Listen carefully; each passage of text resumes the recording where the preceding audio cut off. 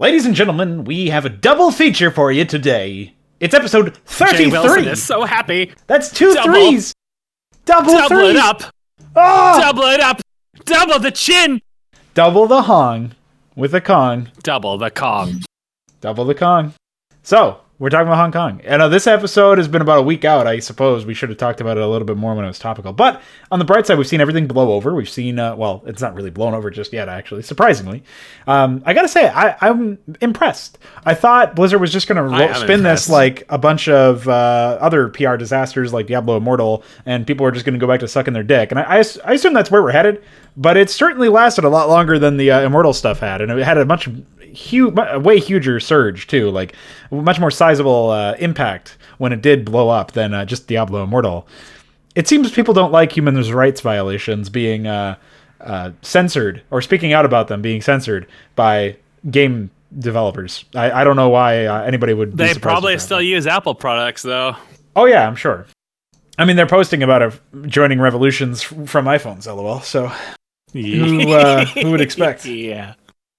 So, I have here a very lovely document. I will post a link in the cauldron. If you give me a moment, I have it on screen for you viewers. You can bear with me for a second. I've given you a moment. Now you've taken several. How's that going to look on your social credit? Well, we'll be asking that question, won't we?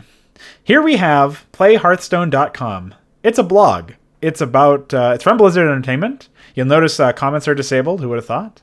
And I think a lot of comments are disabled on other articles too. Probably.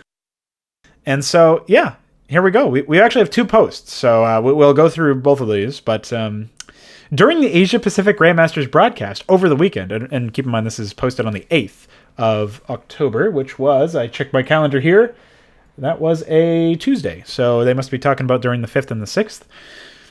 So, some weeks ago, like I said. During the Asia Pacific Grandmasters broadcast over the weekend, there was a competition rule violation during a post-match interview involving Blitzchung and two casters, which resulted in the removal of the match VOD replay. This is for Hearthstone. Upon further review, we have found the action has violated the 2019 Hearthstone Grandmasters official competition rules, section 6.1. Hey, that's 2 threes. Oh, and is individual behavior, which does not represent Blizzard or Hearthstone esports. And then they post the ruling. Engaging in any act, this is a really funny ruling, engaging in any act in Blizzard's sole discretion brings you into public disrepute, offends a portion or group of the public, or otherwise damages Blizzard image. Is that really it? Blizzard image? Is this how they write this? You know, I want to point out something. There was an image somebody put. I gotta wait for my drive to spin up. That this is an incredibly hypocritical ruling just on its own, because of all their pandering to gay people. Oh yeah, they use Overwatch and other such shit to further like social progress and other such things that definitely damages their image to some people, or offends a portion or group of the public. Definitely does that. Like in-game cosmetics in the fucking in all of their shops do that. So it's already like they're breaking their own rules. But this is in Blizzard's sole discretion. So the Blizzard has to agree with it. So as you can see, the result of doing this very vague act is what is it? It's removal from Grandmasters, reduction of the player's prize total to 0 USD. I don't know why they have to specify USD, just 0. I don't know. You could just say 0. In addition to other remedies, which may be provided for under the handbook and Blizzard's website terms. So if you offend a group or portion of the public, or damage Blizzard's image, or bring yourself into public disrepute, according to Blizzard themselves, they can kick you out of the league and set your account balance to 0 on their website or something. I don't know. So, yep. So another interesting thing is I do have the image pulled up right now. Backdrop of all this, and the resulting salt to come as a result. Blizzard apparently disabled the ability to delete your account, and you require a government-issued ID.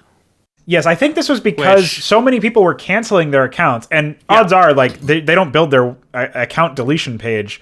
I don't understand how this can be possible, but some people were saying that because the account deletion page isn't really meant to be visited too often, it's easy to go down. I don't really buy that because it's probably running on the same server that all of their other website is, so that doesn't really make any sense. It seems You're literally pushing a button, and some text is being deleted. Yeah.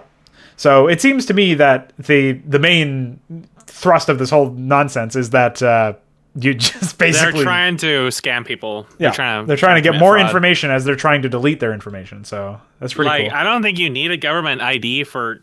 There was an example that was given on some site, but I forget what it was. But it was like, you need a government ID for like FBI kind of shit, like real like national security legal kind of stuff. You do not need a fucking government ID to delete a game account, and that is definitely fraud. Yes. And I see you have some very wow. interesting examples here. Yeah. Yes, I can't remember where this was posted. This quote's actually yeah. the rest of the post, the rest of the blog, where it's the official broadcast needs to be about the tournament. Meanwhile, you just have gay everywhere. Let's go lesbians. Yep. What I like how Let's Go Lesbians has every female overweight character, including the actual. Do you remember character. when Diablo Immortal was announced? They quickly announced that Soldier 76 was gay. Yes. Like, that was their way of deflecting it. Like, I mean, the China thing that we'll talk about in a minute is another example of this. But Blizzard actually doesn't give a fuck about liberals or leftism. It is a marketing ploy. Oh, yeah. And it's a very effective marketing ploy. I mean, Pride Day tells you all that because all the companies turn their logos rainbow and then they get free traffic. But Blizzard is really, really into that marketing thing. Blizzard is a lot of things. They have no game designers. They have terrible management, terrible PR. Everything is bad. But one thing they will always do right is marketing. That is how this company stays alive. They're marketers first and foremost. That is what this is. And that is the decision why they censor Blitzchung. It's not about human rights. It's not about, their whatever bullshit they quote in their blog. China is a large portion of their viewer base, their audience. Now, someone earlier in Special Bus posted that their revenue share, whatever it was, they only get like 16, 13% or something from there. But the thing is that China is the most rapid growing market. Growing. When you look at a company like Blizzard, and you think about the American financial infrastructure and companies and investors, people are only interested in growth. They only care about growth. If you make a game, let's say you make StarCraft, and you release StarCraft 2, and StarCraft 2 made 15% more profit than StarCraft 1, that's a failure, and that can cost you very heavily. If it actually manages to make less money than StarCraft 1, you're about to get litigated by your investors, because that's actually illegal. If you cost your investors money, you are now going to get sued by your investors. There was actually a class action lawsuit for Blizzard Entertainment that was started by a large group, a very, very prominent American group, I believe actually early this year, in regards to Bungie leaving the company without notifying their investors. But I do not know what came of that. But I don't know if the results such are public. An example. Yeah. Yeah, a lot of stuff you're not going to hear about. Like when Blizzard Blizzard releases a fiscal report every so often, but they choose not to include some things in there. That's because there's losses. That's why they omitted Heroes of the Storm from it, because it's all losses. Because nobody plays this Dota clone, nobody buys anything from it because all their skins are shitty. Well, that's also why they liquidated everything. So, like they tore it all out and all that stuff. So, yeah. The sad thing is that it may actually see some improvement now that they've all but abandoned it to an intern or two. At least there might be some consistency to their stuff, because when they focused more into Heart of the Storms is when it started going downhill a lot. Like when it was first released, it was clunky, but it was promising. But all their growth for it was bad. And then now that they've abandoned it, it might actually get better. But yeah, like I was saying, China is the biggest growing market for mobile. And, judging by their partnerships with the Asian companies to produce Diablo Immortal, and the fact that Chinese are actually posting, I believe you said there's 2 blog posts, you're probably going to get to that second one, that was actually posted on Chinese time.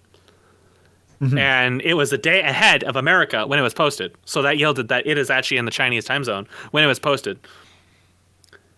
Blizzard is much more interested in the Chinese market and being on good terms with the Chinese market than they are in like 24 people who use iPhones to cry about human rights for people that they'll never fucking meet anyways.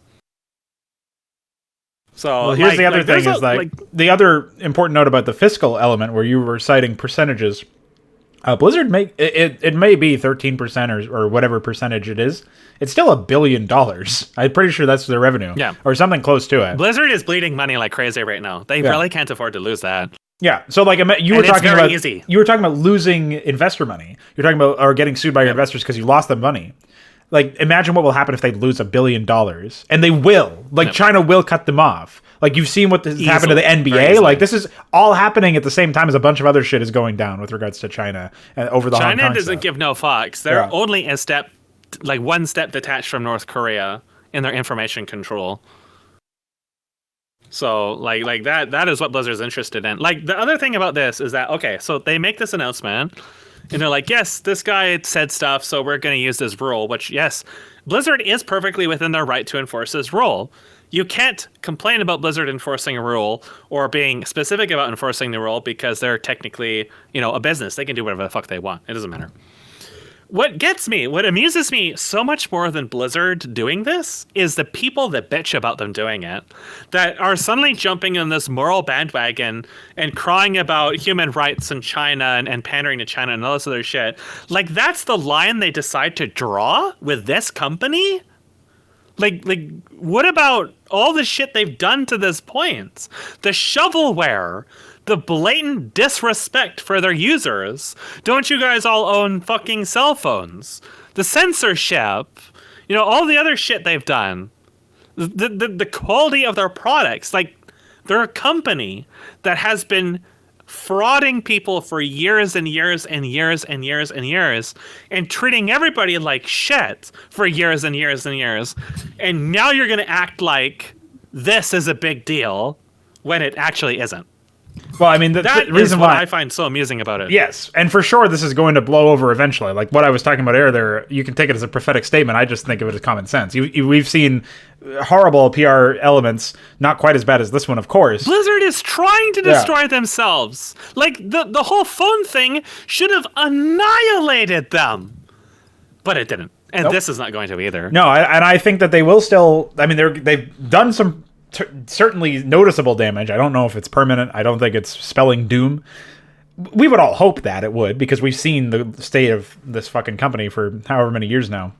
But at this point, they're not even probably the worst in the industry, so you can't even really say that you're getting a whole lot by them. It's a race to the bottom. They're trying to win, but people just won't let them. I actually had a conversation about the whole Chinese connection on my most recent mod stream as of the recording of this video. So we were actually talking a little bit about why Blizzard was connected to China, why they stayed connected, and why nobody stood up to the Chinese thing is because they may not be making a huge amount of money. They may not be making equivalent amount of money to their U.S. market or their domestic market or whatever right now. But again, it's growth, like you mentioned. It's also the fact that there's such a huge amount of competition for that. There's a limited amount of slots that China is willing to connect to, and as far as because of their totalitarian government and the nature of that government, there's a limited number of companies that they're willing to do business with, and they have to be cleared, and they have to. I mean, if you're going to publish anything, I think you need a Chinese company to handle it, which is why like Blizzard has NetEase now for their mobile stuff. I don't know what they were using before. Maybe they had a Blizzard China division or something. Valve has Perfect World. There's a bunch of different companies that basically act as subsidiaries in a sense, but are still autonomous in a different way, which is why it's so strange. Like, I don't know what Valve and Perfect World have, but as far as I understand, Perfect World actually was responsible for developing CSGO in the first place, and then Valve eventually received or reactivated their build or something for a domestic product. I'm not really sure how the origin story came about, but I do know Perfect World was involved from a very early stage, whereas obviously Blizzard, a huge portion of what Blizzard is after, and a huge portion of what Riot is after as well, which is another company that became under scrutiny, especially with their 10-year announcement. Like, that's sort of blown it over or swept it under the rug for now. But they are completely owned by Tencent, and so Tencent is their partner in that sense. And so you have a lot of issues just on that front alone with the connection. But there's so many companies that want that position. There's so many corporations that want to be in the position of Blizzard and Riot and Valve and all these other companies that do business with China. And so if you fuck up, I mean, it's not your market to make demands in. You have to obey. You have to submit to these rules, and you have to hope to appease people in the Chinese government should something like the Blitzchung incident happen to you. or you will undoubtedly lose traction or lose the out on the opportunity altogether. And that opportunity will then go over to another company who is a direct competitor to you domestically, and now also in a foreign sense. And so, like, there's just so much that plays into it. It's obviously beyond the remit, like the geopolitical element of it or whatever is beyond the remit of our personal knowledges. But it definitely is more obvious, I think, than most people make it out to be. Like, a lot of people seem very confused by why would Blizzard do this in the first place? Well, it comes down to money, and it also comes down to the competition and the race to get that money. And in this case, it is indeed a race to the bottom because of the fact that you have so many companies that desperately want to, continue to exploit people domestically and also exploit people in a foreign country that already has a government that exploits them way worse than any domestic thing that'll happen in the West. And so it's just absolutely ridiculous, and it is condemnable. It is something that should be looked upon with scorn and with disgust. It should turn people's stomachs. But the fact that this is the straw that broke the camel's back for a lot of people, it's great that less people are supportive of Blizzard because they are a dreadful company and should not be supported and haven't made a good game since since they stumbled into Brood War and since they fucked up Diablo 2, pretty much. So years, decades. But the bottom line is that they're still, raking in the cash from a lot of people. They're still a favorite of a lot of people. They're still responsible for games that a lot of people think are great. And it's really hard to shake that. It's really, really difficult to fuck that up. Blizzard has proven how difficult it actually is to fuck that up just by looking at this. Mm-hmm. So this was indeed the first of our blogs that we're looking at here. I am going to get to the next one, and then we'll get to the Chinese translation, which is what you were referencing there. Very, very interesting stuff. I guess we could do the Chinese one first. That is actually... That is something that I think came in the same sort of chronology. You mentioned it was probably posted earlier than what we're looking at right now, so I will get you a link to that. This could be interesting for you as well. Oh yes, we'll get to that, the public response as well. So this that I've just posted is an IGN article, so get your no script ready. But We'll ignore the fluff. We'll scroll down past their nonsense, and you'll eventually see a screenshot that is indeed in Chinese, in Mandarin or whatever, from Weibo. And IGN has a note here saying, IGN was able to independently translate the statement from Blizzard's official Hearthstone Weibo account, which reads, "We express our strong indignation or resentment and condemnation of the events that occurred in the Hearthstone Asia-Pacific competition last weekend and absolutely oppose the dissemination of personal political ideas during any events or games. The players involved will be banned, and the commentators involved will be immediately terminated from any official business. Also, we will protect or safeguard our national dignity or honor." So again, like the "or" is potential alternatives to what the original text was. But just reading that, that really should spell it all out for you. They are playing both sides of this argument. They're trying to appease people domestically, but it's very clear that they don't care if this stuff gets out here. Like, it's on social media. They are posting this to everyone. Right. Well, that's the other thing that we can talk about is banning the forum cried posters. On Reddit, they all got banned by Blizzard puppet accounts, and then people on Blizzard's forum just get banned. So if anybody cries, they just ban them and move on. Mm-hmm. And this is what you see, is that they are not putting anywhere close to the same amount of effort to appease the domestic consumers who are concerned about the actions that Blizzard is taking. They are much more concerned with appeasing the Chinese, not just the consumers, but mostly the government that allows them to have access to those consumers. They want to maintain the access and continue to operate in the growth, the number one growth environment or marketplace or whatever you want to call that. Not domestic. What the fuck am I thinking of? The demographic. Their number one growing demographic is in China, and so they want to maintain their hold on that. They don't want to stop that. And so here we have this. This is just fucking insanity. The fact that they would put this out, this spells it all out for you. This is exactly what you would expect if you expect Blizzard to just be after the dollar and not care at all about the quality of their products, whether or not their domestic consumers are happy or satisfied. Like, if you're a domestic consumer of Blizzard content, this should be all the evidence you need that they don't give a shit about you, let alone all of the products that they've produced down the years. So the fact that people are waking up to it, at the very least, that is nice. It is nice to see that people are more, are waking up to some degree, but it's also kind of damning in a different way, because this is what it takes. then how far were you willing to let it go before they did something like this? Like, how much worse did the games have to get in order for you to have the same reaction as this? Which is... I'll look forward to BlizzCon where they forget to screen people for their... people are own, trying to organize inserts. Going entirely to... like, everybody wants to dress up as Winnie the Pooh, so... So I hope that happens. That'll be fantastic. I hope that happens. But I mean, they'll control their cameras. They'll only let their staff members ask the questions during Q&A, or they'll screen them. So, but I mean, at the same time, they had that guy say, "Don't you guys also own cell phones?" And the other guy was like, "Yeah." Like they had two people that were completely fucking, detached from reality. So I mean, maybe they'll do lax control in BlizzCon this time, and then this will be their an even greater shit show. What's actually could be really fun is May is being used to cosplay as a Hong Kong freedom fighter, and that is picking up traction.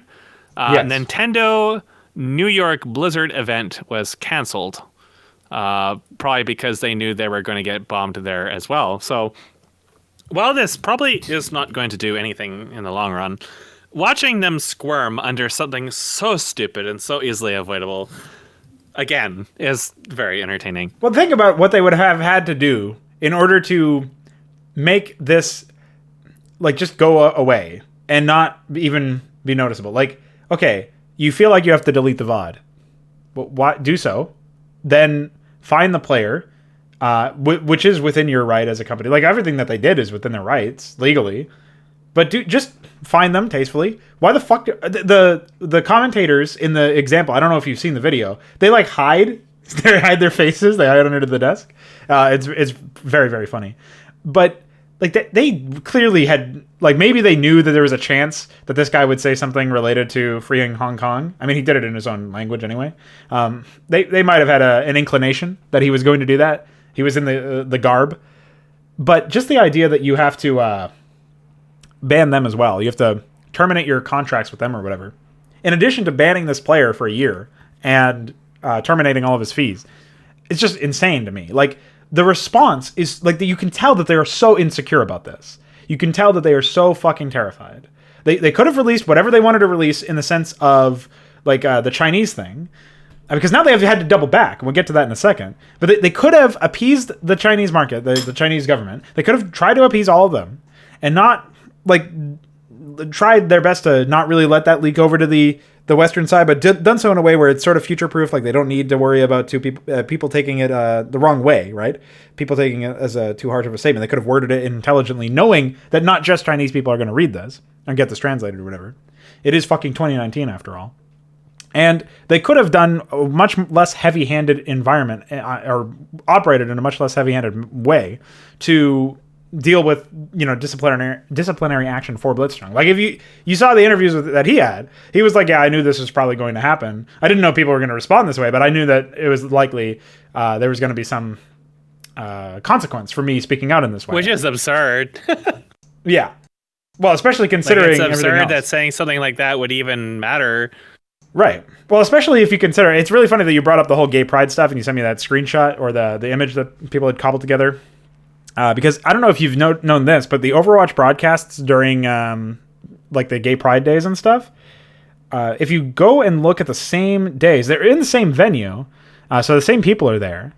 But if you go and look at the Korean broadcast, they focus entirely on tight crowd shots where nothing is abnormal. There's no sign of gay pride. They don't make any reference to it on the broadcast. They focus entirely away from anything that could remotely show that. And they do the same thing in China, because gays are not in vogue over there. They're not as celebrated as the West celebrates them. So that's an example of them also being two-faced in the same way. And I'm impressed that nobody gives a fuck about that, seemingly. Like, I've seen that reported a few times. That's how I found out about it. It's not like I watch Overwatch, so I would never have known otherwise. But just the idea that it's not more widely discussed in this sort of environment is kind of funny to me, because it's the same sort of fucking thing. It's the same exact idea that they're just, playing both sides of the aisle in that sense. So let's head over to the second link or the second blog post I posted. This is going to take you to blizzard.com. I posted it a little while ago.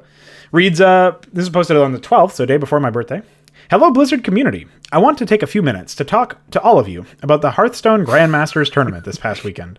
On Monday, we made the decision to take action against a player named Blitzchung and 2 shoutcasters after the player shared his views on what's happening in Hong Kong on our official broadcast channel. Just pause for a second and understand that this is the same company and the same kind of official correspondence where you heard the Chinese version of this is we express our strong indignation and the player involved will be banned, the commentators involved will be immediately terminated, we will protect our national dignity. The same company wrote this, right? Yep. So at Blizzard, our vision is quote, to bring the world together through epic entertainment. Jesus fucking Christ. Epic entertainment. They gotta throw that word in there. I can't believe that's their vision. Come on, man. That's in an official post on the internet. And listen, we also have core values that apply here. Think globally, lead responsibly, and importantly, every voice matters. This is another thing I forgot. Blitzchungs. Yeah, another thing I forgot to mention is that people were copying, or they were taking like a giant, I don't know, they were taping like paper over all of these like murals or whatever that had this shit in there. There was like basically these slogans. Murals of this shit. How fucking full of shit is this company? I'll search that up for a while. Meanwhile, you can respond to Epic Entertainment. I think I've seen it. I think I've seen what you're talking about. Probably. But I can't believe that they actually have murals for this shit, as if anybody actually believes it.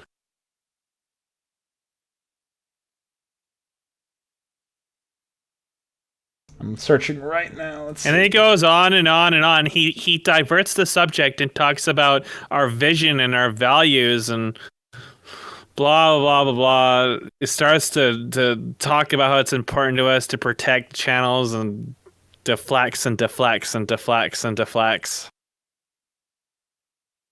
There is so much of this where he's just deflecting. There's an example. I don't know what it looks like when it's not covered up, but as you can see, somebody named Kevin Hofstad, whose lack of realism, good username.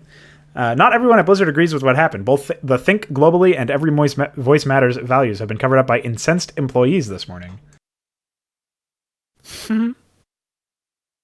Top response from White Boy. Okay, bye. So, yes. The actions we took over the weekend are causing people to question if we are still committed to these values. We absolutely are, and I will explain. I hope he can explain. This. Our esports programs are an expression of our vision and our values. Esports exist to create opportunities for players from around the world, from different cultures and from different backgrounds, to come together, to compete, and share their passion for gaming. It is extremely important to us to protect these channels and the purpose they serve, to bring the world together through epic entertainment. Did he celebrate our players and build diverse and inclusive communities? Yeah, there's just a bunch of buzzwords. There's nothing, like, he hasn't said anything. This is a paragraph of nothing. All right, so now he's just like, you could have just completely omitted that, and then he says as to those how those values apply in this case. Okay, like, it sounds like you're going to explain this shit. First, our official esports tournament broadcast by a lawyer. Yeah, or a Chinaman. A Chinese lawyer, actually. Because I believe that this is the post that was posted on Chinese time. Oh, really? Yeah, so it says the 12th, because I remember the 12th being the date. And it was posted. Let me see if I can find it in the thread I'm looking at here. It was posted, and that date says 12th on the Blizzard, but it was actually 11th in the US. Well, I do have another story that we can take a look at after this, because I did just search that up and I found it's kind of a retarded it's kind of a stupid article. It says the headline is Blizzard President's Apology was written by a Chinese person, say bilingual Chinese English speakers. Like, I don't know why those are your sources. Like, why is this even a piece of journalism? But whatever, we'll take a look at that. So it looks like what you're saying here anyway is that Blizzard basically has a lot of people just trying to clean up their trash after them. But it's, yeah. Anybody who pays attention can see this shit. Charlottesville had a bunch of fat white faggots who are confused about their sexuality. I like that. This is a good comment. I very on top of it. So, anyways, every voice matters after all. Okay, so first, our official esports tournament broadcast was used as a platform for a winner of this event to share his views with the world. We interview competitors who are at the top of their craft to share how they feel. We want to experience that moment with them. Hearing their excitement is a powerful way to bring us together. Okay? We know why interviews with the winners of competitions exist. I don't know why this... What does this have to do with anything? Over the weekend, Blitzchung used his segment to make a statement about the situation in Hong Kong, in violation of rules he acknowledged and understood. And this is why we took action. Yes, you're totally in the right. The question is mostly... See, if he had said, I'm gay, I'm so happy to be here because I'm gay or trans or whatever, everybody would clap. Yes. Even though it has literally nothing to do about the game or anything. Yep. Well, it's just that it's exactly the same thing. This is. Obviously not Blizzard, but it's exactly the same thing with that Sonic Fox guy who was like, I'm black and... I don't think he said trans. I think he just said black, gay, and a furry. And then he's like, I'm basically everybody Republicans hate. It's like, great. How about why are you the best player? Like, how does it feel to have won be declared the number one fighting game player? Like, does it matter at all that you're a competitioner, a competitor, a fucking competitor? English. Like, does that matter at all? No. So apparently not. No. What also does not matter. Man. What also does not matter is every voice. Every voice matters, and we strongly encourage everyone in our community to share their viewpoints in the many places available to express themselves. However, and you just posted that, however, the official broadcast needs to be about the tournament, and to be a place where all are welcome. Except Hong Kong people. Hong Kongese. Yep. I'm sorry, if you live in Hong Kong, you are not permitted to view MTG for jocks. Can you believe people actually watch this in the first place? That's the more shocking news. Why would you watch this? It's people fucking pulling a slot machine. Well, people do watch case openings in Overweight, so. Yeah, that's sickening. I agree. So, but at least you didn't pay for it. That's true. That's also you. No, this was a really lengthy fucking blog post. Look at how long it is. Like, I just had to skim it. Like, that's the point, right? That's the point. Because he goes on and on and on and on and on. It's all a bunch of deflections. That's why it's so fucking long. All he had to say was the part where he says, like, half right fucking down, oh, we reacted too fast. He could have just said that. And instead of fucking packing fudge endlessly. If this had been the opposing viewpoint delivered in the same divisive and deliberate way, we would have felt and acted the same. Would you, though? Yeah, I'm sure. Would you have?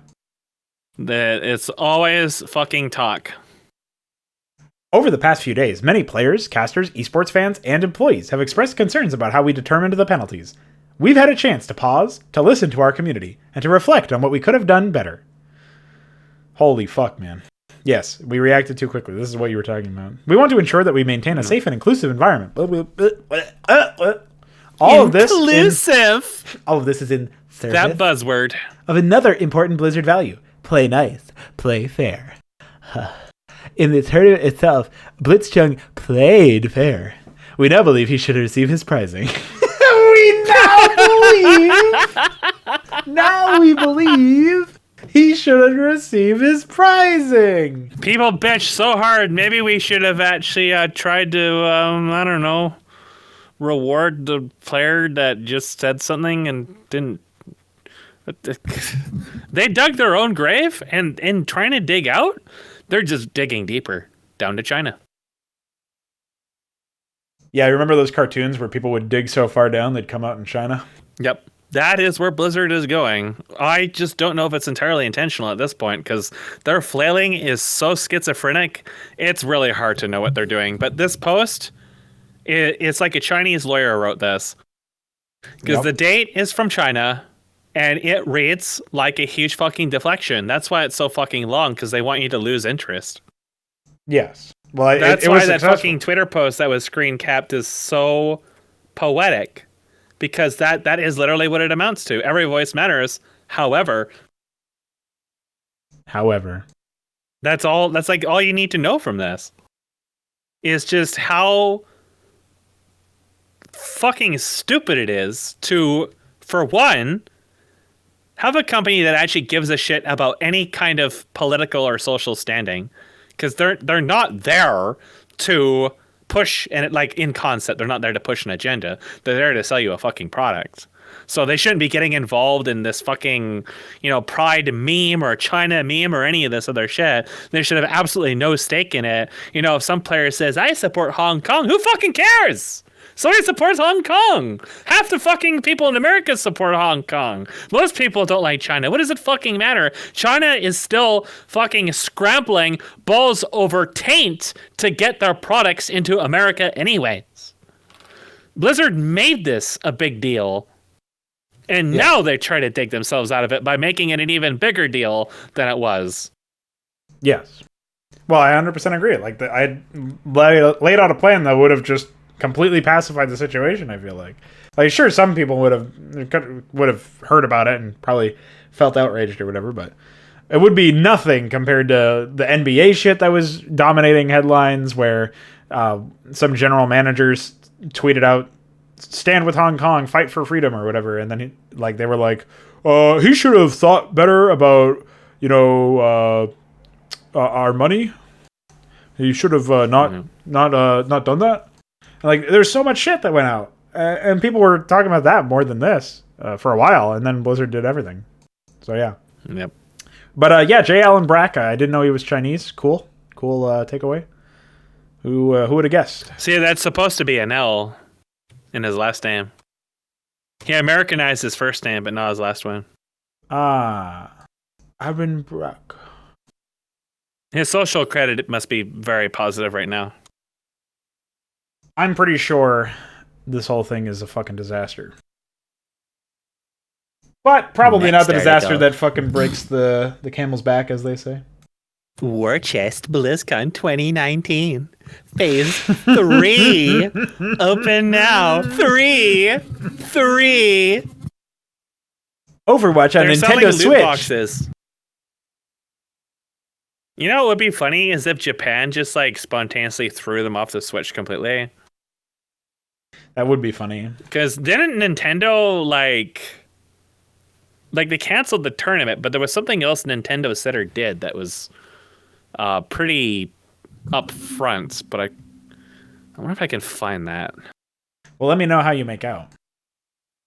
I think that the biggest takeaway from this whole thing is that it's just more evidence that Blizzard doesn't care about quality of their products. Obviously, that much is more reinforced. That's what people should be worried about the most. But the fact that they're buying into it because they're inclusive, that's just as much of a fucking joke. Yeah. Well, that's the other thing, is that the justification for it is so hollow. There was actually somebody over in, he's known more for his CSGO stuff, but I guess he's known generally, Richard Lewis. He's a partner of Thorin. We talked about him in the previous episode. But Richard Lewis is a guy. He's a pretty funny guy, actually. I like him a lot. He's pretty respectable as well as far as journalism goes. He's much more of an investigative journalist. He breaks a lot of stories. Blizzard hate him because he consistently talks about how they mistreat their players and all this other junk, and especially with the Overwatch League. He's been behind a lot of the more truthful and obviously less flattering pieces about the Overwatch League's numbers and how they're just falling apart. And so a lot of people in the Overwatch community really dislike him. But he made an interesting point that I'm not sure I 100% buy into, but certainly has some merit, where Overwatch has a lot of people, we've actually made similar points, but mostly about the fucking porn. Overwatch has a lot of people that don't really give a shit about the game itself. They more so want to belong to a community. And in some ways, this is true of all casuals, because they just want to be known as gamers. They just want to have gamer in their bio, or say that they're a gamer and have that be part of their identity. They don't really care too much about, what exactly the end result of the whole ordeal is that they don't really care about the quality of the product that they're playing. They don't really care about playing a game in the first place. They just want to be known as a gamer. They want to be part of a clique, like part of a community.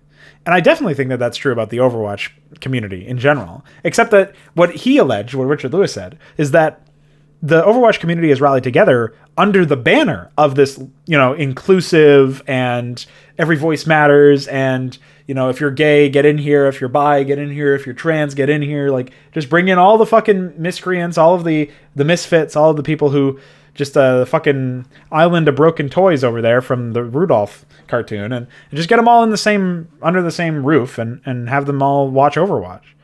Except they don't. They screech the loudest, so. Yeah, I don't know. It's all about making noise, The thing is, it doesn't bear fruit, right? It doesn't wind up positively impacting Blizzard's, underlying, their bottom line, right? It doesn't impact their profit margin enough to be worth an investment. You would know, because they wouldn't pander to China more than they pander to the fucking trannies and everybody else. They don't pander to the fucking inclusive diversity crowd to anywhere near the same degree that they pander to people in China. Because the market in China is much more valuable to them. Because the people who are in it for the diversity of it, in it for the inclusiveness, don't actually care about the product. They would be in it regardless of the product, regardless of the publisher, regardless of the developer, regardless of any other elements. They're not attached to it because of their own, the quality of the product that they're experiencing. They're attached to it because of their identity. They want to make that a part of their identity. They want to be part of the Overwatch community. They want to put OW in their Twitter bios. They want to put Overwatch player in their Twitter bios, or OW in their handle, rather. And they want all this other shit. And it's completely ancillary to actually playing a game and being a part of a group that plays a game, And so that's an example where nobody's really united by qualitative standards. Nobody's united by with a reason to actually look at stuff. They're united by, just general social views and the pandering that the game or the developer provides for them. And otherwise, it certainly affects business decisions, which is why they keep censoring Warcraft characters and stuff down the years.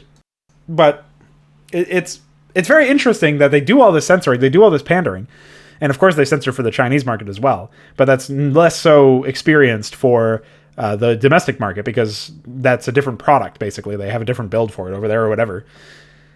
And it's just very strange to me. It's very, very bizarre to me that this is happening with people in the Overwatch community specifically, but I guess just across Blizzard titles in general, because as Dynamo and I have most famously complained, people in the Blizzard community, especially for custom content, are the most fucking degenerate, strange people I've ever met in my life.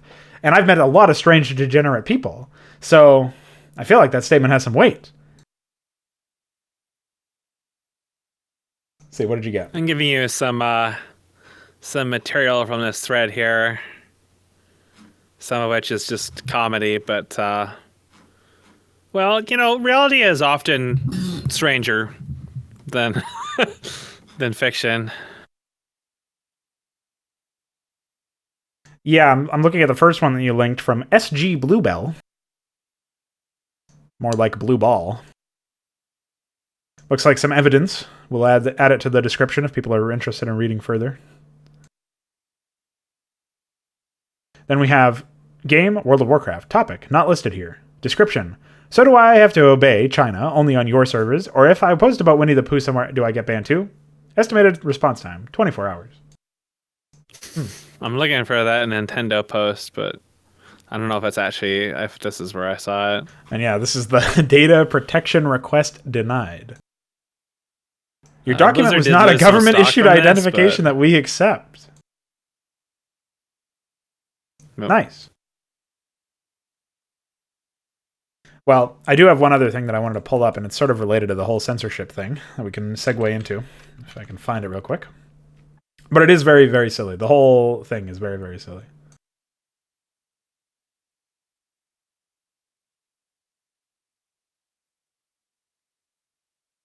Okay, so here we have an Imgur album. This is from a new map that was just, it's a refurbished old map, but has received a facelift, brand new textures and all that. And here's a comparison between China and the rest of the world. So on the left are all of the screenshots from the map that Americans and other people play, and on the right are the screenshots from the Chinese. So as you can see, the very, very prominent example where the map maker or whoever was editing it on the Valve side, because the map maker isn't actually affiliated with Valve, he's just a freelance guy. So the map maker was probably not responsible for any of this. But as you can see, you've got the coat of arms and the hammer and sickle over the world, the globe, and the star.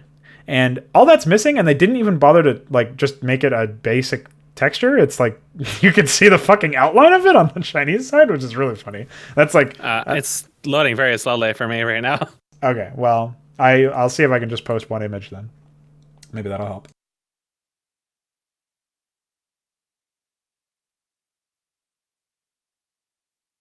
But it's not loading.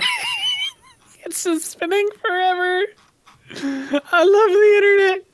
How about the one that I posted after? That's the one I was just talking about. There we go. There, yeah, I see that. You like that? Wow, what the fuck? No. What the fuck? Yep. Wow, that is lazy. It sure is. That is just like the American censorship of Korean games. Oh, where America they just fuck up the pants or whatever? Yeah.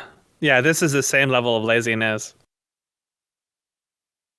Yeah, it sure looks like it, huh? They just removed... if you aren't familiar, Blizzard also does a lot of censorship on behalf of China. Tracer and Soldier 76 are not actually gay in China.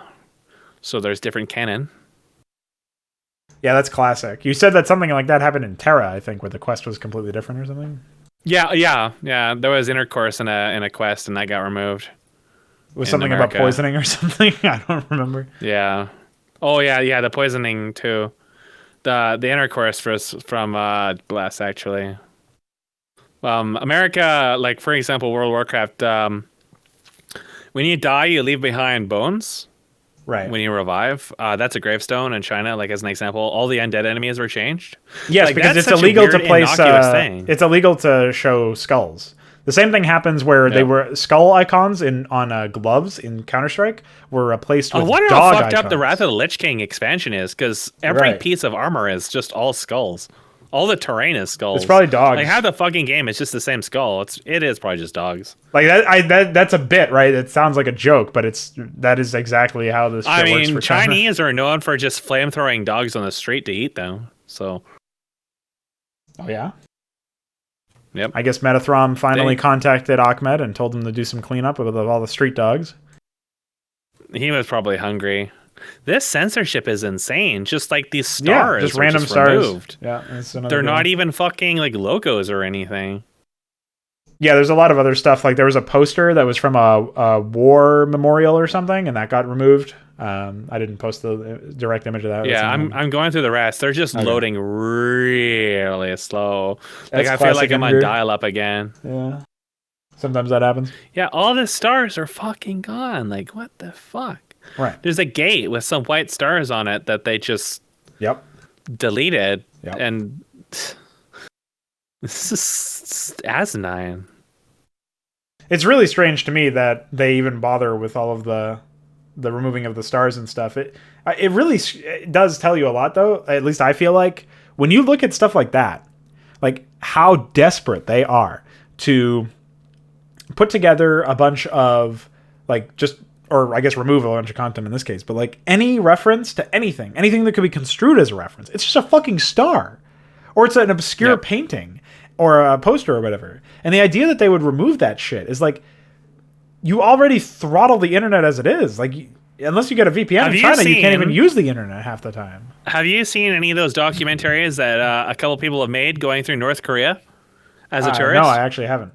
Because I wish I knew what they were called, because there's a really good one where it's like a young guy, and he brings his camera with him, and he keeps it on when he shouldn't. So basically, I'll give you a rundown because I do remember it. North Korea, obviously, is basically, it's not as bad as China in some respects. It's worse in others. But, obviously it's smaller, and most of the populace is probably, like, starving, and I doubt even the vast majority of them even have access to, like, electricity, much less the internet. But As a tourist, you're not showing this, actually. As a tourist, you are given a guide or guides. I think it was an individual guide at this point. And this guide is more like a police officer or a soldier or something like that, in a sense that he is there to keep you from seeing things you should not see, which generally means like the general population. Now, I remember in this video, this guy is out there at night with his camera, and you can see on the horizon there's a bunch of buildings with lights on. But nobody is in those buildings. They are there to give the illusion to the tourist in anything that he records that there are, cities with populations in them. But there's nobody actually there. It's like a giant walled garden. And they have a American ship that they captured. I forget if it was in World War II or something like that. That they also like to show off to the tourists and stuff like that. But if you look at, the other thing is that they give you instructions for how to take images and how to take photos. So if you ever take a photo of Kim Jong-il or whoever it was at the time, your camera has to be below and facing up at the image. And nothing can be in front of it at all. Right. Yeah. So never can you take a photo with this guy's portrait or anything where there's anything blocking the view, or you're on the same level of it, or you're higher than it. Like, that is actually a law. So not down to the very representation of how you take a photo of a portrait of this guy is written down in law. Yeah. It's not just about like controlling information through a firewall or whatever. It's all about controlling perception. And that is what China is very much about here. So when we see like these stars and stuff like that, that reminds me of those documentaries of the North Korea tourists. They also take you to see a... I don't really have an analog to it. I like to say the Olympics, but it's not the Olympics. It's more like it's like a performance. And the videos for those performances are actually really impressive. Like they are actually very, very impressive performances. They're huge, huge stadiums. But the people and stuff you meet along the way that are like in your hotel or whatever are all planted there. They're all planted there. Yeah. And like you sing like karaoke and stuff with them, and it's all like kind of like surreal, sort of. Like it's hard for me to it's like really playing a describe it. video game in real life is what it sounds like. Yeah. Like you've got the fucking billboard backdrop skybox of the buildings that have lights on, and it's like, but there's nobody there, so it's not populated. It's like an RPG or something. China is very similar though.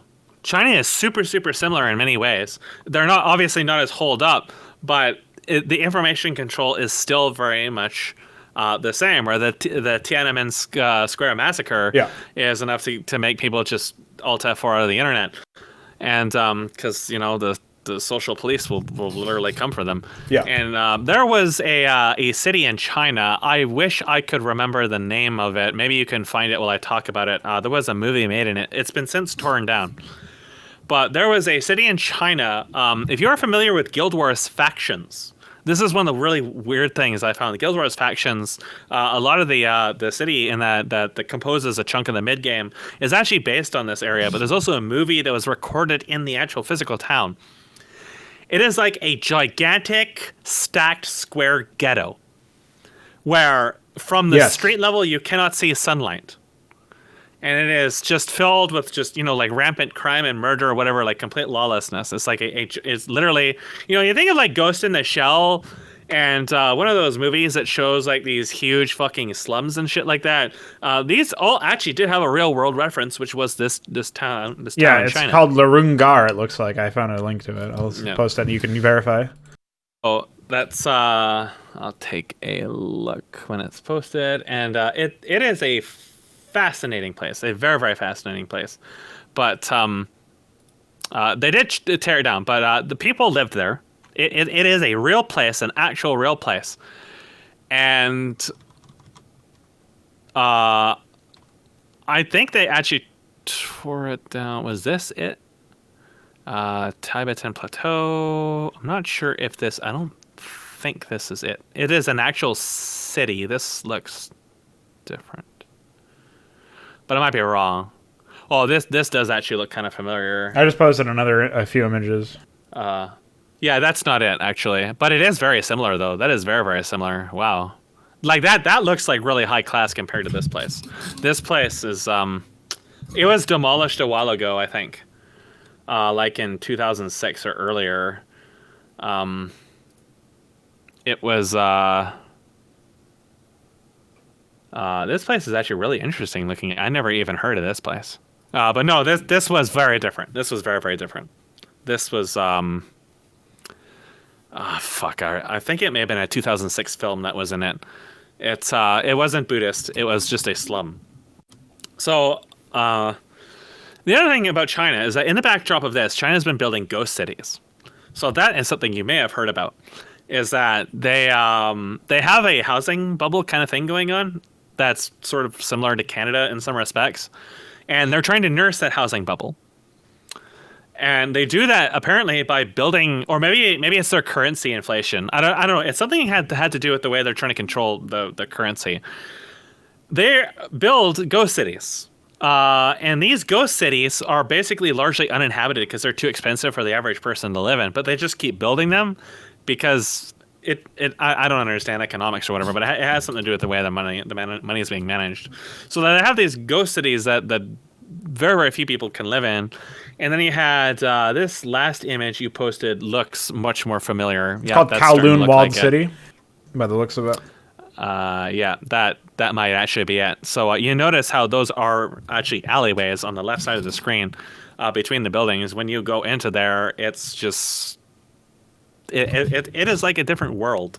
I wish I actually remembered the name of the film that was shot in there because it's actually probably really interesting because it is a way. Yeah, I think that might be it. The name is familiar. Let me just take a quick check.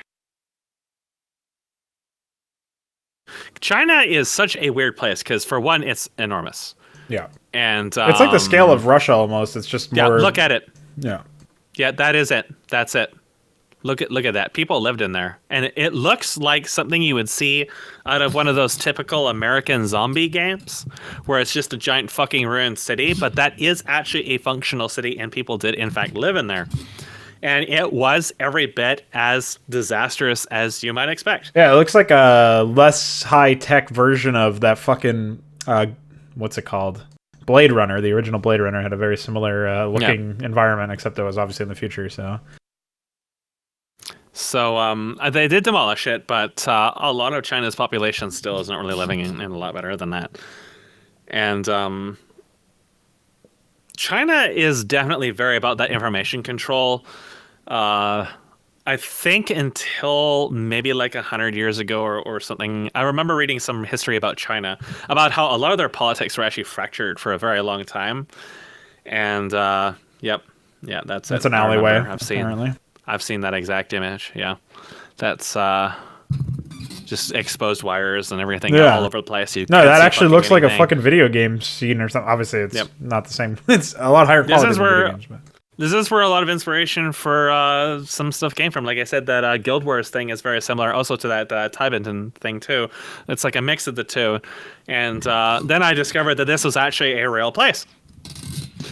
And that is kind of insane when you really think about it, because, as much as the liberals would like you to believe otherwise, America wouldn't ever have something like this. And I mean, like Los Angeles and California and stuff like that have like hundreds of thousands of homeless people shitting on the street and stuff like that. But that is still a very, very far cry from something like this. Something like this makes Detroit seem like paradise. And this was real. And they allowed this to exist for as long as it did in the state it was in, and for people to live in there.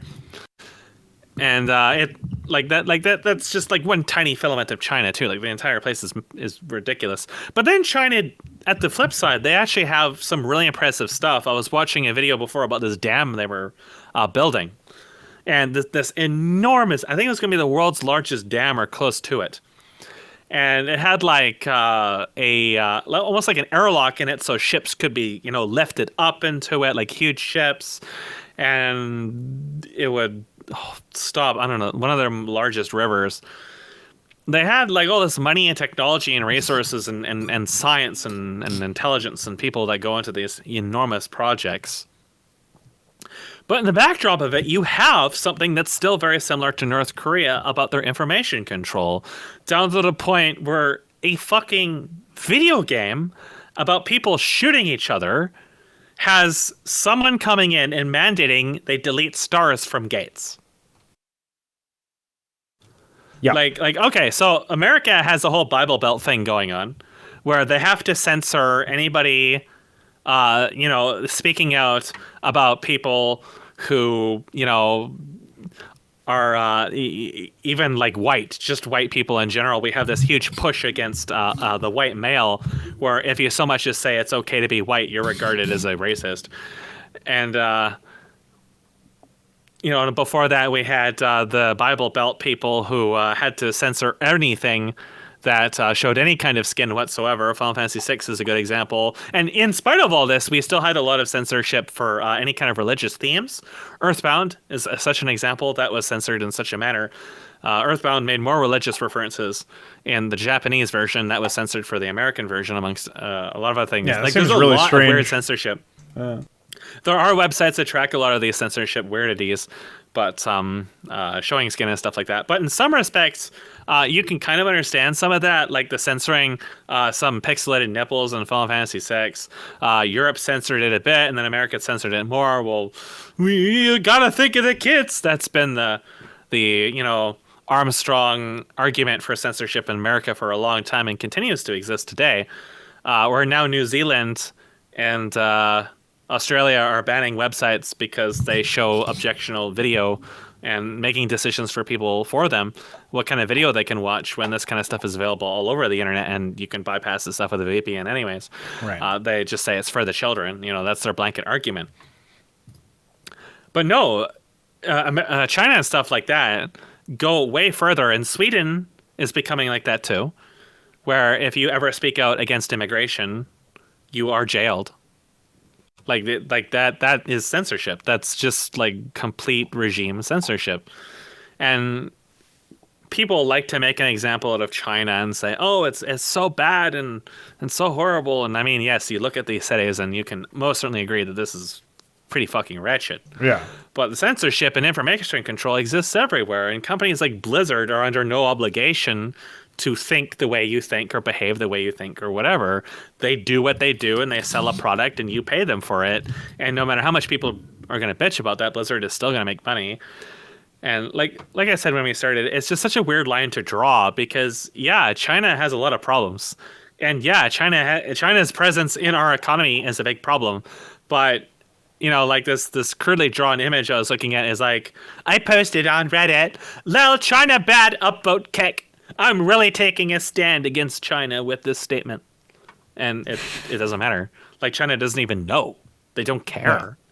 Like, Hong Kong is, again, like a nothing burger. Like, nothing's going to happen when people protest. Like, the Tiananmen Square thing is what happens. Like, it just gets erased. Yeah, it gets memory hold. You'll never hear about it again. But, like, at the same time, though, like, you've got that.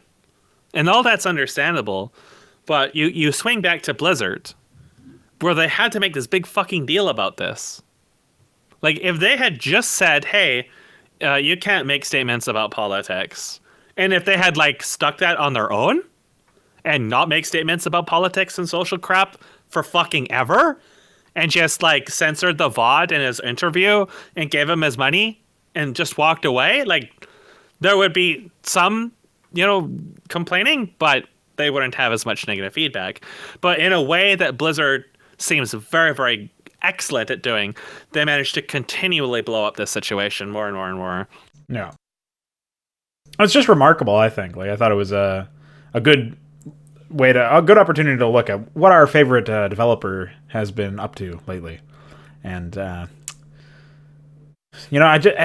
more they fuck up and the more they turn the world against them, the more frequently I'm reminded of the insane shit that I've read down the years. Like, I've often cited the Game Informer interview with them back when StarCraft Ghost was not canceled and people were still talking about that, and how Blizzard, whatever the Blizzard rep said was, we'd like to think of ourselves as film developers as well as game developers, and movie makers and directors, and just the fact that they're focusing on that instead of making a good game is really, that's all you need to be told. Well, think about it. You got all this fucking money people are just throwing at you, and you're not even doing anything for it. You start thinking you're maybe king of the world. Yeah. You're just a bunch of fucking college students. You don't have a free chromosome to your name. Just a pair of chromosomes, a couple of extras on the side, maybe three. And, you come out of college and you end up in this big company that makes millions of dollars and sells games. Maybe you think you're important. Maybe you think you're kind of a big deal. And then you get in that loop because you go into that walled garden. And then you stop paying attention to anything else. And that is what Blizzard is like. They call it Ivory Tower. I'm not entirely sure where that reference comes from, but I sure heard a lot when Diablo Immortal was announced, in that they didn't expect people to boo them. No, yeah, they thought they were doing didn't even know their own audience. Yeah. The people who were pay pigs, people who did pay $300 fucking dollars to sit here and listen to a bunch of fucking washed up nobodies ramble about shitty games. They still paid that much money to go there, and they still booed them. They didn't even understand their own fucking audience. Yeah. Their own consumer base that is responsible for their company being afloat domestically. No. That's not the critics. That's not the haters. That's the people who give them money freely to sit there and get peed on. And they still we're completely polarized. And that Blizzard didn't foresee that.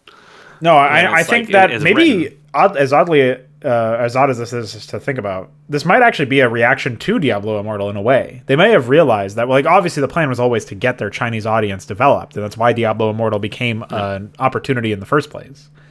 But maybe they've realized they don't need the domestic audience. Maybe they've realized they're more trouble than they're worth. Well, they don't really. And I mean, think about it. Tencent is as big as it is. Yeah.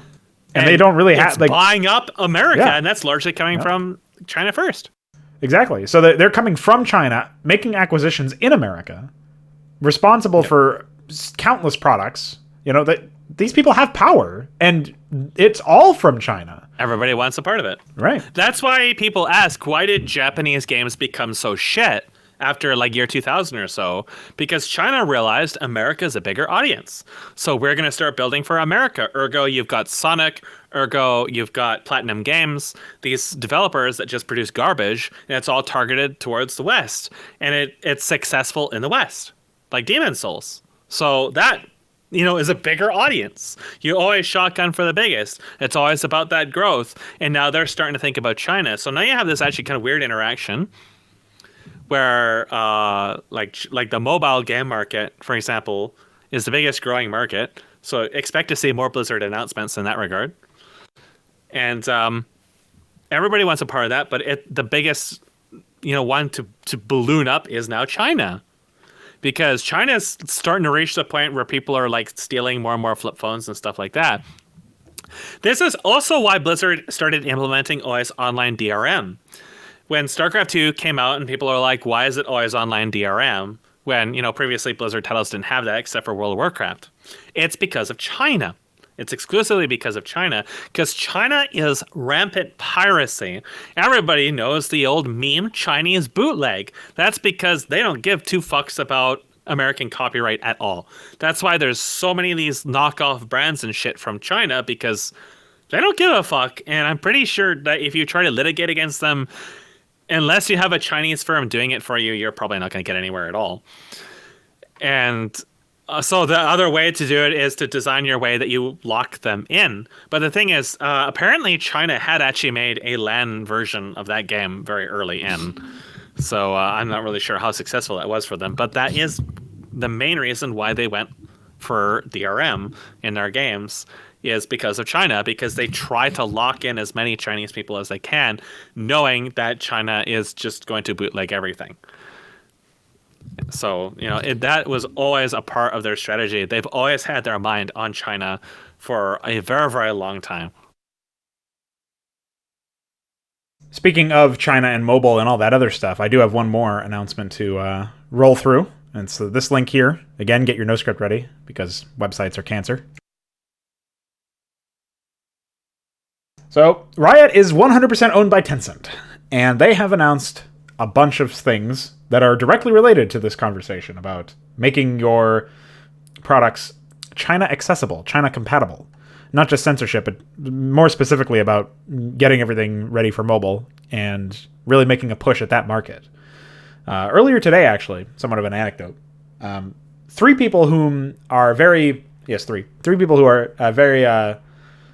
well experienced, we'll say, in the scene of esports in general, were on a League of Legends talk show, and one of the things that they referenced is the reason why Riot's probably making a push for mobile. They didn't really touch on the China thing, but they did say that you get people accustomed to making purchases on mobile, and it doesn't feel anywhere close to the same thing as checking out on a website, or even more obviously like just a real hand-to-hand like cash money, cash hand over fist or whatever. Have we ever talked about that on this? The fact that it feels way less connected to spend money? I mean, just in general, the microtransactions on phones. Have we ever talked about that? Yeah, you've given us the rundown for like the percentages and the percentage drop chance and all that stuff for some of the mobile games, and they are absolutely. Did I show you the menus and stuff like that? No, I don't think so. I don't think we have any. Have I? Okay. Feel free to talk. I'm going to get you some material. Sure. So the reason why I bring this up is because League of Legends is indeed heading to mobile and console.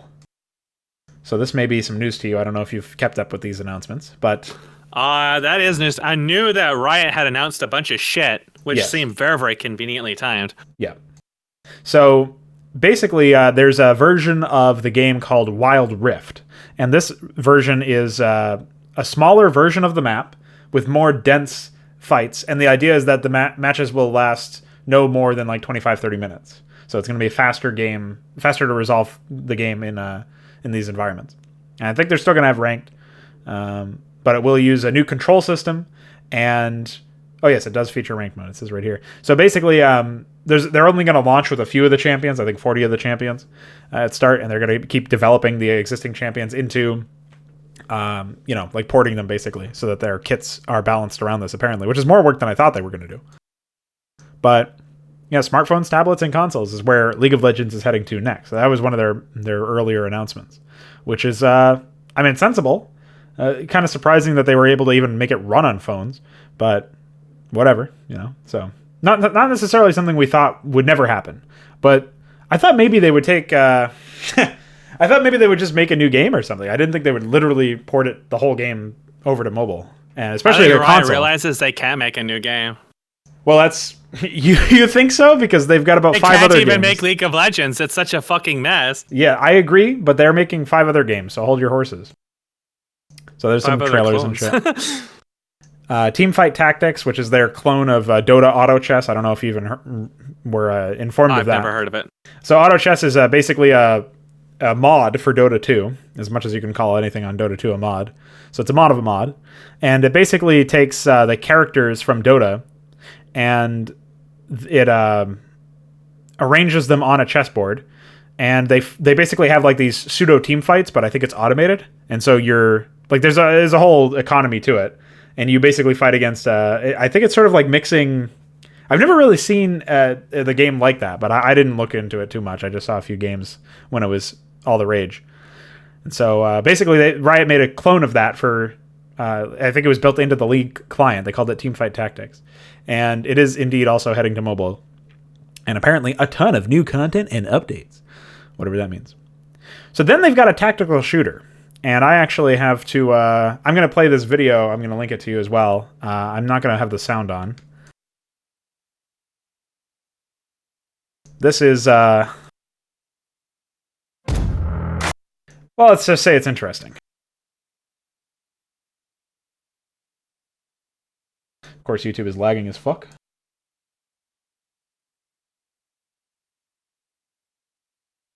So when you are ready, we can give this a 3, 2, 1.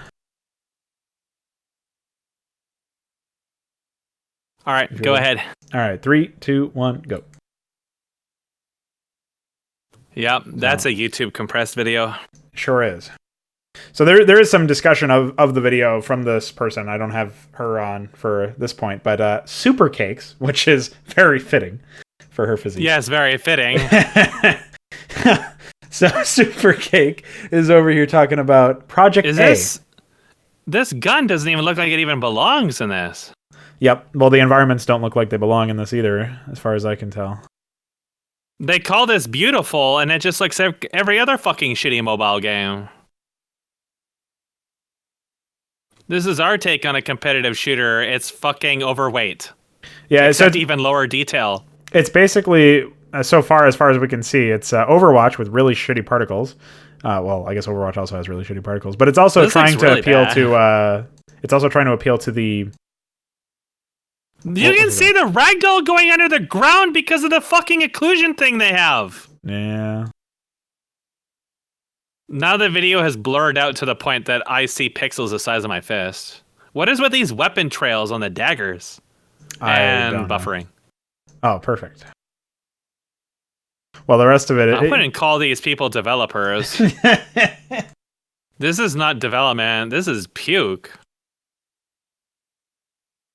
The biggest question that I have for this is, who is it for? Like, Overwatch exists. It already has that market. And... They're bleeding, Counter-Strike exists. Overwatch is bleeding really, really bad, so... Somebody did say that you could see... what's it called? People play Fortnite right now, and then eventually they grow up. Maybe they'll play this when they grow up, but I don't know why they would. Like, I would be surprised if Riot even existed as a company at that point, like at least as they are right now. Hacker detected. The hacker detected thing? Holy shit, they actually put that in the video. Yeah, it's very funny. That's like that fucking bully hunter shit that's just, you can't take it seriously. You know what happens when you do stuff like that, right? You would just invite people to hack your game. Of course. Check out my flick! So competitive. This... is I honestly feel like fucking secondhand embarrassment here. Yeah. Keep an eye on our Twitter feed. Use your fucking website. Why do companies use friggin' Twitter instead of first-party content? No, I don't want to go to a third-party service known for shadow banning and censorship to get news from you. You have a company. Why don't you have a freaking website? You have a server. Use it. No. In 2016, Riot acquired developer Radiant Entertainment, which was working on their fighting game Rising Thunder. Now the company is finally showing some of the results of that deal. Riot only showed glimpses of Project L, a League of Legends fighting game, but it certainly looks like a fighting game with League characters. You can see some gameplay in the clips below. Yeah, I think we're good on that. If you want to, you can. I can pass you this as well. It is indeed Twitter. I'm just going to show you something really quick here. Hold on. Yeah. But I think legal. All right, so I'm going to show you just a couple of quick screenshots, nothing gameplay related, from the fastest growing Chinese mobile game right now. Okay. All right, so this is Azur Lane. If you know of it, it's probably because they just released a first episodes of a very shitty anime.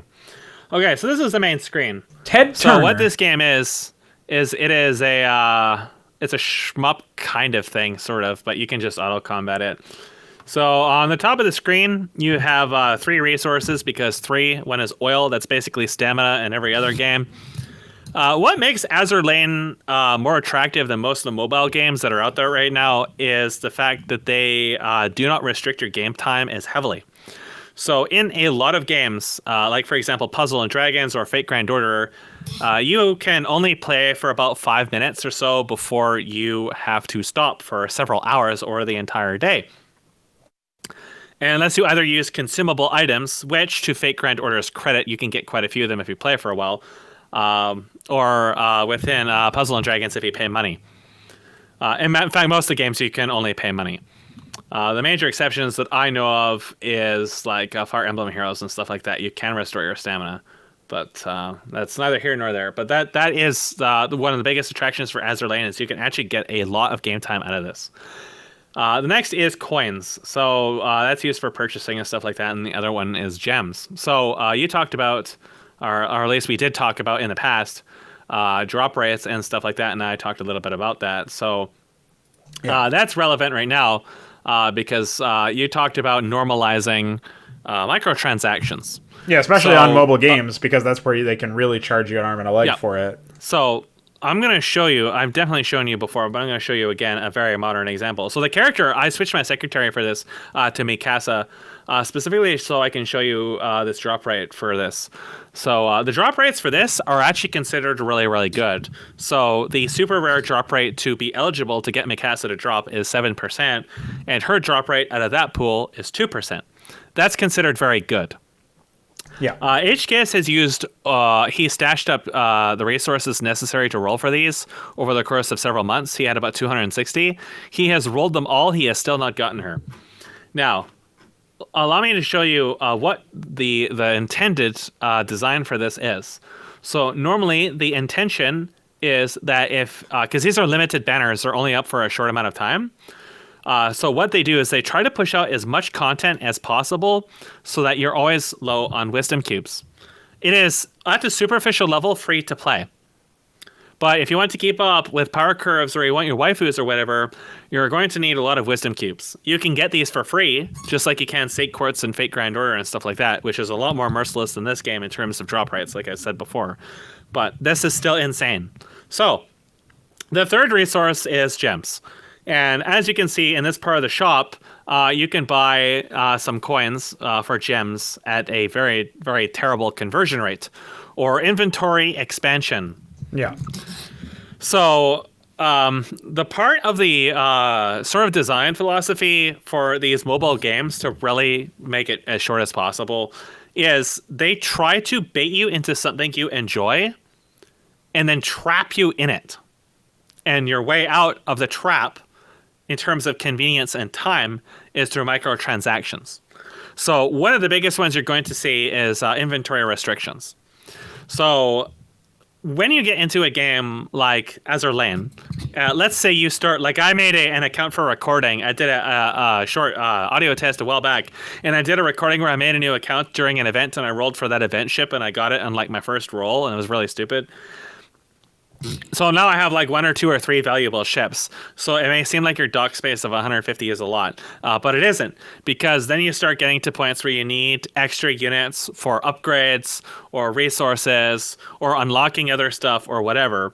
This game, again, isn't as bad as that, so that's one of the reasons why it's picking up in popularity for a lot, but it's still quite a lot, where 160 dock space is not really that much.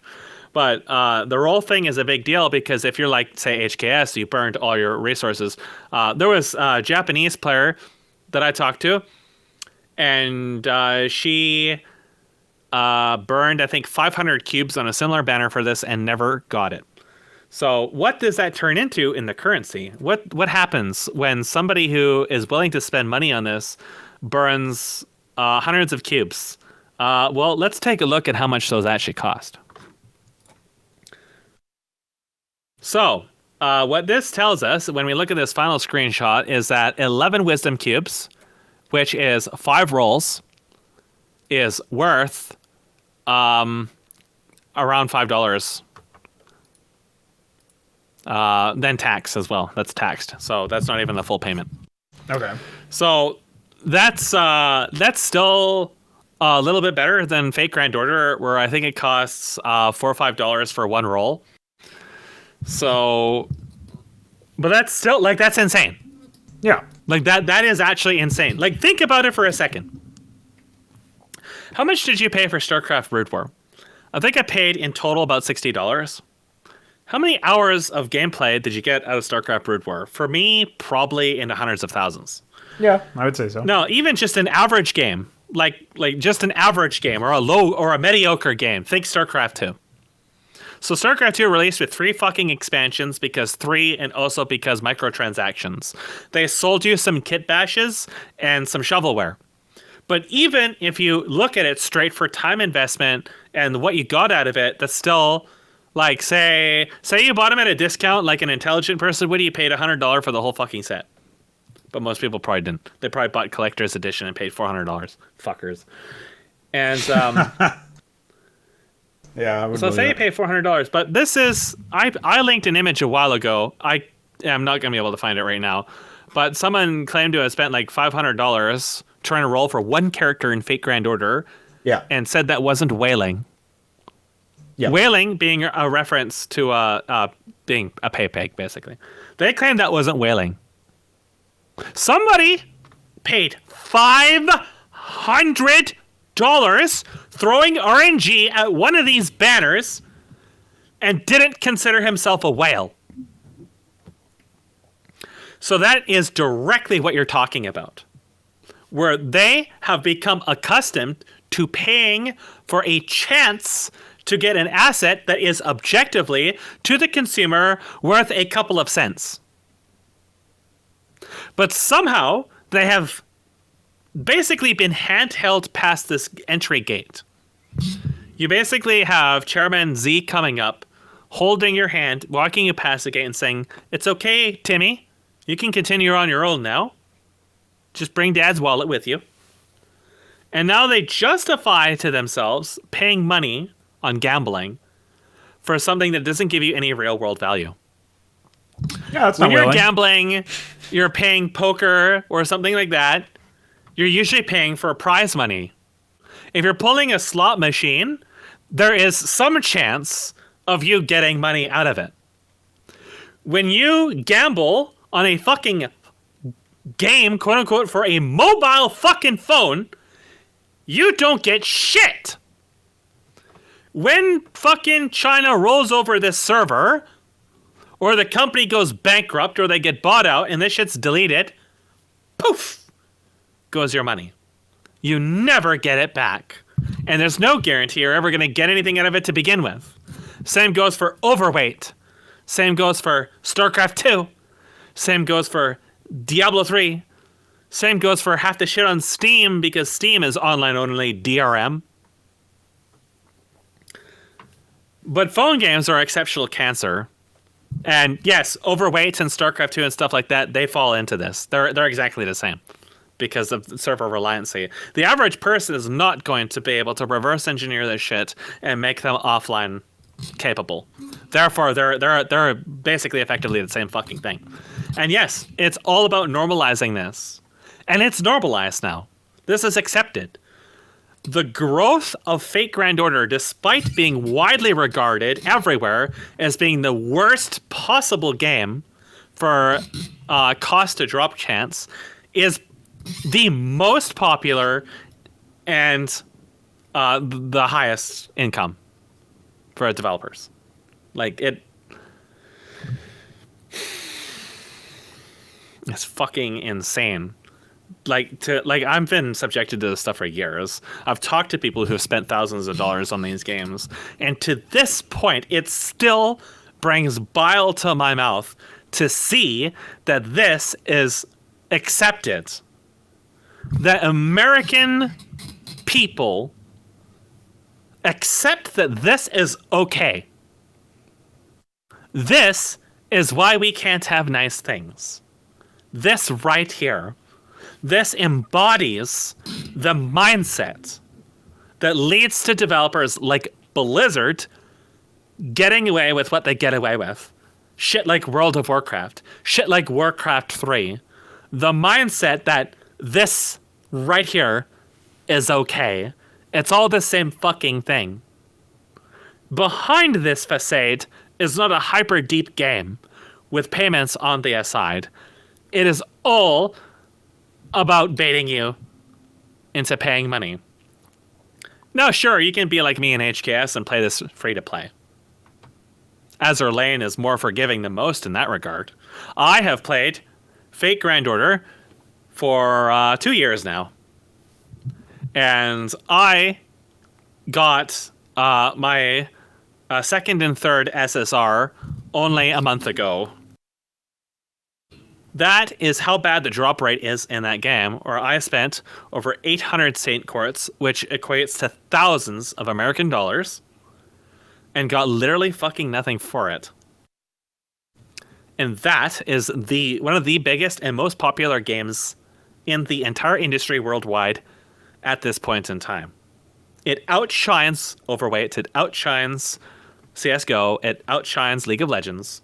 It is by far the most financially successful, especially when you consider that games like Overwatch and League of Legends have to maintain servers. And phone games are usually transactional, which means very, very little netcode. All the load is based on users pushing a button and then waiting for it to connect. Navigating menus in these games is fucking slow as hell. Everything is slow as hell. And it's not like Fate Grand Order is some kind of shining beacon of development. They actually cannot delete stuff from the game. So the game's install gets collectively larger and larger and larger and larger from all the past events, to the point where I think on Japanese servers it's like 8 gigabytes right now. That's almost my tablet's entire fucking storage. So, like, these are all Unity games. They all perform like absolute shit. When you play Azur Lane, you can actually see it switching between Chinese characters back to English characters and currencies for specific events that aren't even active when you flip between mission menus, because it's like parsing all this unrelated, irrelevant, unnecessary data, and then the new strings, and then the new menus. If you update or enhance items while you're in your inventory, it will reparse every single inventory graphic one by one and bring your fucking device to a standstill while it's doing so. Yeah, like, these are literally Blizzard games. Yeah. This is what Blizzard and Riot want. Oh, it's not even a game. They want to be in this spot. These mobile games are more like the Battle.net app on your phone. Yeah. The Battle.net app, which can bring modern computers to a fucking crawl. They're well on their way. Exactly. But no, that's entirely it.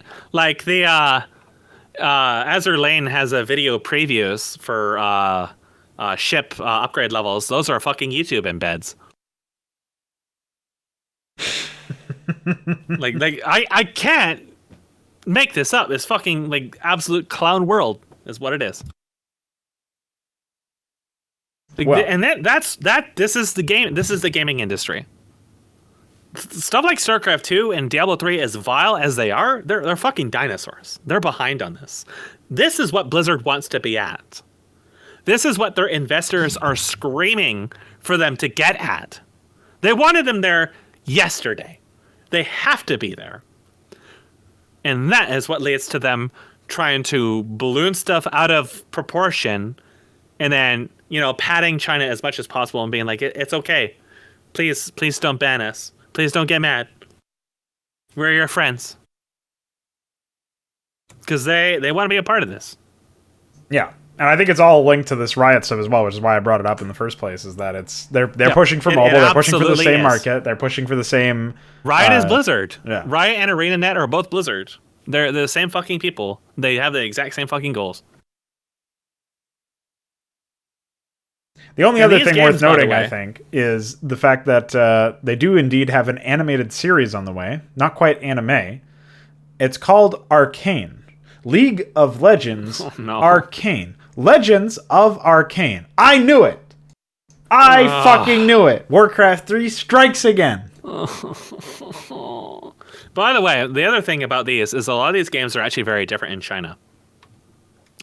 So, sure. In the American and Japanese versions of Azur Lane, in order to fully level up your ship, you have to use resources, free resources, but still resources you gotta grind or get time gated for, to limit break them.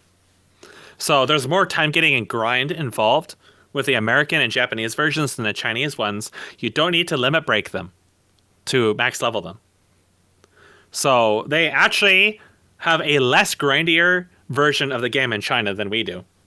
And I do not think Azur Lane is an isolated case in that regard. Huh. However, China gets censored. Actually, no. Maybe it's a Japanese version that gets censored. They censored any of the more revealing clothing gets censored. They censored the atom bomb and turned it into a smiley face, so it doesn't have a nuke symbol on it. Well, I wonder why they did that. That's really weird. There was some other censorship. I wasn't even aware the atom bomb was even a sensitive topic, but apparently I wouldn't have thought it, but hearing it doesn't surprise me per se. Yeah. So, like, it's what you're looking at is modern gaming. That's what's happened to the likes of Castlevania and stuff like that. Now, this is where we're at now. That's what games is pandering to a very vocal minority, so they screech for you, or building very thinly veiled gambling engines that circumvent gambling laws and bait youth into it, because boomers and stuff don't understand how the internet works. That's why you have people trying to censor the internet. And that's why they're so successful. This is the same reason why gambling has age restrictions and stuff on it. Why there's usually some kind of laws against it, because most of these people just are not intelligent enough to spend their money correctly. But these games avoid it because law doesn't understand how any of this stuff actually works. Yeah, the laws are so behind on all of this stuff. They're like 50 years behind, and it shows. And companies like Blizzard and Riot, they are just going to go hog wild with it. They already have been. I mean, Overweigh's an example of that. But right. I mean, League of Legends is bad for it too. League of Legends is very, very bad for it. The fucking boxes and keys and stuff they put in. Same as Guild Wars 2. I mean, buying for skins in general is really, really stupid. Like, skins should be something you unlock through engagement with the game, and then you pay for the game, so you don't get locked into financially the need to sell skins, because that's stupid. Well, it's a real, truly clown fucking world when Heart of the Swarm, or sorry, Heroes of the Storm, same fucking acronym, did that, where they have like those mastery skins or whatever. It's insane to me. Yeah. It's so crazy to me that that's... You can actually get any skin in that game for free. Yeah. And like, I mean, technically you can in Overweight too, but Overweight's odds are very, very bad. Whereas Heroes of the Storm, the pool isn't as saturated. So, I mean, they tried to saturate with emoticons and other crap, but... Yeah, that's sick too. I can't believe they did that. They ported those over to StarCraft 2. Why are emoticons in my StarCraft game? I don't understand. Why? They like to pretend they're doing something. Basically, stuff like the emoticons and the sprays and stuff are employees desperate to keep their jobs. It's kind of like for like Photoshop and stuff like that, where they keep changing their colors of their interface and they move stuff around. Is because these games are feature complete. They have been forever. But employees need to keep their job. They need to prove their boss they're doing something. So they try to convince them, like, hey, emoticons are cute and fun. I'll make some emoticons and put it in your game so you can keep paying me 6 figures. Hey, I need that weed, man. And that's what you end up with, is just this endless fountain of irrelevant bloat instead of making a game, for example. Yeah. I think it's interesting that we went from talking about ambition, and we had that whole thing at the end where we talked about tedium, but also like how it's all connected, where the presence of ambition and how it's harnessed is not just related to creating stuff, but it's also just related to living your life and like how you go about, how you conduct yourself as a human being. I think it's very, very interesting. We went from that to like, we read that PR statement from the Chinese guy who wrote it pretending to be he was cosplaying Blizzard's president or whatever. Like, yeah, that stuff is so sickening to read and so hollow when you compare it to but like it's the way that we were. Surprising at the same time. Yeah. But just compared to when we were, or what we were talking about, how we were slating it, like it's just, that's so incredible. Well, that's what the business does to you. I think a lot of these people entered the business, like at least the first generation of Blizzard, entered the business actually wanting to make something. Maybe they weren't really passionate about it. Maybe they were just bank database managers looking for an easy buck or something like that. But I don't think they saw themselves trying to live off of the fad of 2016. Everybody has to be gay or whatever. And then getting so deeply invested into China that they end up in this situation or whatever. I don't think that was ever really their goal. But that's what you end up having to do to be successful in this kind of an industry, because that's what everybody has to do. Like, I can't even think of a game developer now that I would consider not scum.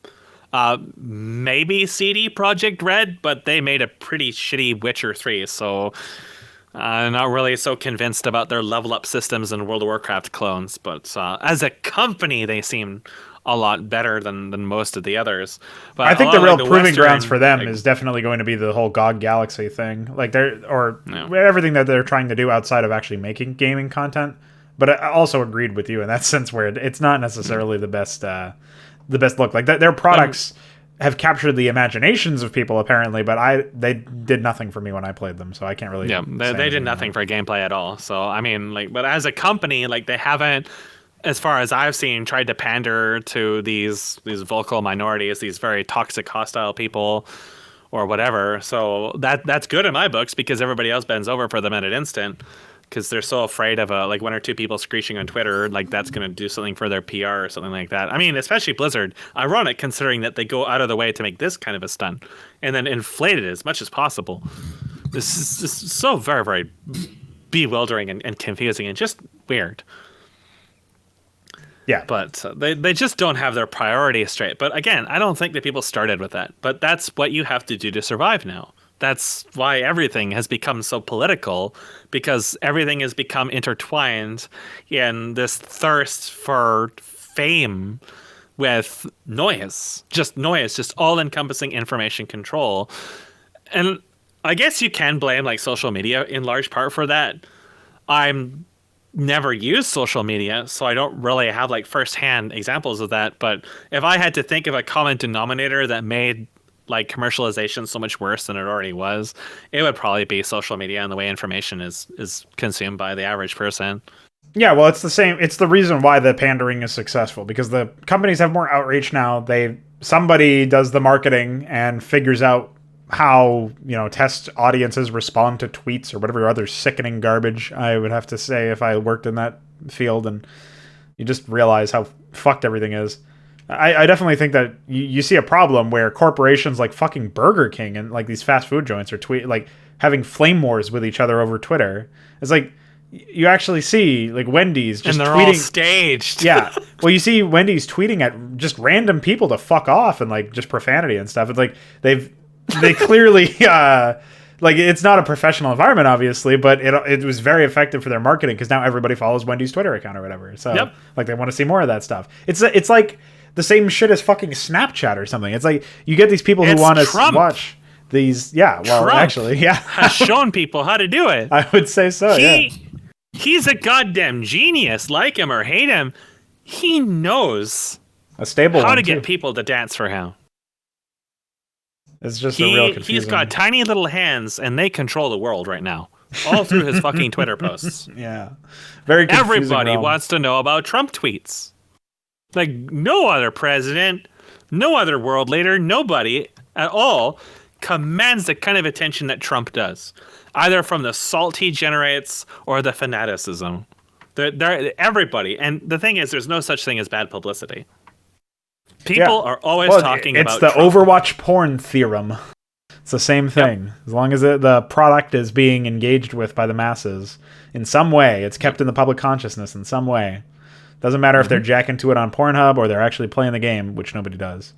It's all about keeping everything as intertwined as possible, which is a very sad reality. Like, I really wish people focused more on games, but it's the same sort of thing. Like, I think we've talked about this, or at least I know I've said this before. I don't know which podcast or what, but they could have made better games. Developers could have made better products and gotten ahead that way. But instead they invested their time and money into marketing better so that they could make the same returns or better with less overall work, because the precepts of marketing will always hold true, whereas the market's demand for content may change over time. So you may actually have to, change, even if you get good at designing a certain kind of game, you may have to change how you design stuff at the end of the day, depending on what happens. I think the more lofty something gets, the more inherently malicious it becomes. Right. Because that just seems to be a general rule of thumb of teams and business in general, is the bigger and broader it gets, the worse it gets. Like that's not just a game thing. That's fucking everything. That's like, I'm sure I mentioned it before, but like just fans. American companies used to build their own fans. They gave them, they sold you their product. And you could service their product. The fan needed oiling, there's fucking vents to put oil in. Nowadays, you buy fans, most of the time, you can't even dismantle them very easily. Have a fan that was very good, It needed to be oiled. There is like a fucking bolt or whatever, one of those turning bolts that's between two fucking things. You can't actually turn it to untighten it. Because the way it's been put together is to be as difficult to dismantle as humanly possible. And you cannot get into the fucking motor to oil the goddamn thing. It is entirely designed to thwart the end user from servicing their own fucking thing they bought, so you have to buy a new one. What does that sound like? Planned Apple. obsolescence with Apple? Apple. Yeah, planned obsolescence. I mean, have you heard about the Russian guy that got sued for giving firmware that fixed the developer maliciously having their printer like report it was out of ink or just not working or whatever? Like, printers are some of the most cancerous shit I've ever dealt with. My grandmother still uses printers. Every time I deal with them, I am constantly met with what can only be described as planned obsolescence, where they just conveniently stop working after warranty. Every fucking time. Printers are just pure, just unrefined cancer, straight to the anus. I would believe it. It's horrible. And ink. You could pay more for human blood than ink. And get like gallons more. Like ink is just worth its weight in gold. Yeah, man. How are we gonna print those? And it's all to fucking nickel and dime, like offices and companies and shit who have to like use printers to print out forms or whatever. If you're an end user caught up in trying to use a printer these days, you're fucked. Yep. I mean, think about it. Apple invests so much energy into devising their own fucking screws, designing their shit so it fucking explodes if you try to dismantle it, all exclusively to force people to buy their shit. Which is why I'm glad that there was some legislation recently in the U.S. that said people are allowed to service their own products to some extent.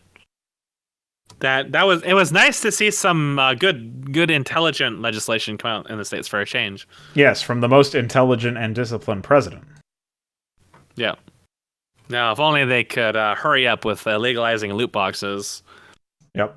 And there's a couple steps in that favor.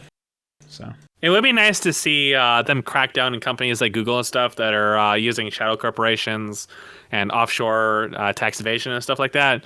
Because that's what also leads to this rampant spiral of toxicity and development. Because when you really think about it, like, what makes the biggest money when you're a company like Blizzard? Is it making a quality game? Or is it abusing the fuck out of tax-free havens and shadow companies and all this other shit? Like, it's a no-brainer that you're playing a much larger metagame than actually worrying about, what players think about your product. And that, like, the fact that even becomes viable at a corporate level, like, that's your problem right there. Because the company is always going to do what makes them the most amount of money. You can only ever expect them to do what makes the most amount of money, whether it's pandering to China or whatever, selling your information, which everybody does these days. So just prevent that from ever being possible. Yeah. Like, you have to.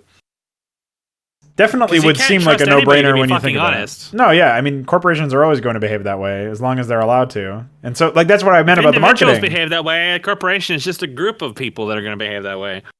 Well, that's why I brought up the marketing angle. Is like, people could have made better products, but why would they do that if there's a path of least resistance and they can just exploit psychology? It's just like marketing. Like, you have advertisements. Okay, you have an advertiser and then you have a marketer. And they're very, very different things. An advertiser has a product to sell. A marketer has a product that you want. And his job is to make you think you want it. It's different. It's very different. The way that the information is delivered to you is different. It's sick is what it is. Because, I mean, you can think back to those super, super goofy TV advertisements about these incredibly unrealistic situations and shit like that, where they show, like, this product and this guy, like, just fumbling over himself in this really unrealistic manner. Yeah, it's all black and white, but then when the color comes back when you get to use the new product and all this other shit. Or the power saver by plugging in something and it turns on a fucking light. That's my favorite. Or the DVD rewinder and stuff like that. But think about it, like if 1 in 10 people are dumb enough to buy this, then the marketing was a profit. A success, yeah. That's a huge profit because you made them think they needed it. That's precisely how companies like Blizzard and stuff work. They make you think you need this shit. They still have those, by the way. Like at least here, they have as seen on TV sections of stores. At least as recently as like 2 years ago when I was still working in retail. And unfortunately, I see this work all the time because my grandmother is one of those people who's dumb enough to buy into this shit on TV. He's like, I saw this thing on TV. I could really use that. And I'm like, what the fuck would you use it for? Because it's always like something really brain dead. And then I break it down to her, and half the time she's like, oh. But a lot of people don't think that way. Well, a lot of people don't have you don't think that way. Like tear it apart either, so they just buy into it at face value. And most people, like, and again, this plays back into what you said, mobile games and stuff like that, making it very easy to do this. See, the thing is a lot of this stuff plugs into Google Store, where it's literally like a 1 or 2 button press to buy this stuff. Oh, yeah, they want to make it as easy as possible. You know what's actually really funny is I have an anecdote from Mark. Yes, Mark. Todd. The OG Todd man. Todd. So, Mark, we called him Todd for 3 years, and he sold his name back to us on the account of telling us the name of his dead father. His dead father's name was Patrick, who is also the name of another friend. So that just proved simulation theory. So that was a good anecdote right there. But no, the anecdote that I actually wanted to talk about is Mark once was paying money for Hearthstone, and he was complaining that the shop was not loading. And he said, I want to give them my money. They are making it difficult for me to give them my money. And phone developers will never make that mistake. Like, they're trying so hard to never anger Mark. That's why they're using Google Play. Yeah. Because Mark can just play Hearthstone on his tablet, and he never runs into that problem anymore because he doesn't have to use the Blizzard Battle.net app XD. Mm-hmm. Yep. That's precisely... Because you see, a lot of these games, you download the APK, it's like 70 megabytes. You jump into the game, it's like, oh, you got to download 3 gigabytes. It seems kind of stupid. Yeah. But that's because they still use Google Play, because a lot of the purchases go through Google Play, because then it's as fast as possible. Right. It's because most people who spend money on this are impulse buyers. Like, they're absolutely horrendous with money. And again, my grandmother, perfect example. Same kind of person. Yeah, impulse buyer for TV stuff. Terrible money management. Yeah. Like, our finances are tight as fuck. If you misspend $10, you are fucked for the entire month of food. Like, you have to nickel and dime every fucking inch of a month. So when she goes out to buy something, I tell her, hey, write down what you want, calculate how much money you need, and only spend that much money. And she even admits, I can't do that because I see something, I gotta buy it. So, like, for example, in a recent fiasco, she spent too much money, like twice as much as what she should have. And then we almost got fucked completely because car insurance was coming up, and that's all automated. You can't cancel it. Right. And it was going to bounce, and that was going to create a NSF whatever fee of like $100, which was even more than the insurance was. So it was only due to third-party intervention we avoided that, because she can't spend her money, even though she knows. Well, she can spend her money. Insurance coming up in 3 fucking days. Yeah, she can't spend her money intelligently. They can't manage money. A lot of people are like that, though. Like, a lot of people, young, old, doesn't matter. A lot of people are like this. They just cannot manage money at all. And impulse buying, like, it doesn't matter how you spend your money, you spent it. It doesn't matter how you gave them your money, you gave them it. It doesn't matter what you say about the product, they have your money, that's it, right? That's the entire point, is to break down the resistance between that. The longer you spend waiting for something to load, the more money is to go through. That's more chance for you to second guess, your purchase. So we make it as easy as possible. We give you as many reasons to spend money as possible. And hey, we can even give you these things. You may notice if you scroll back up, in the last screenshot, actually, it will say double extra bonus gems. So you might recognize this. League of Legends has the exact same thing. Yeah. Every single one of these has something that says you get extra whatever. Extra free. They always try to say it's free or bonus. Yeah. But it's not. Like, it's not. That's factored into the cost. That's factored into the Excel sheet. They are displaying a lower number and then saying you get extra.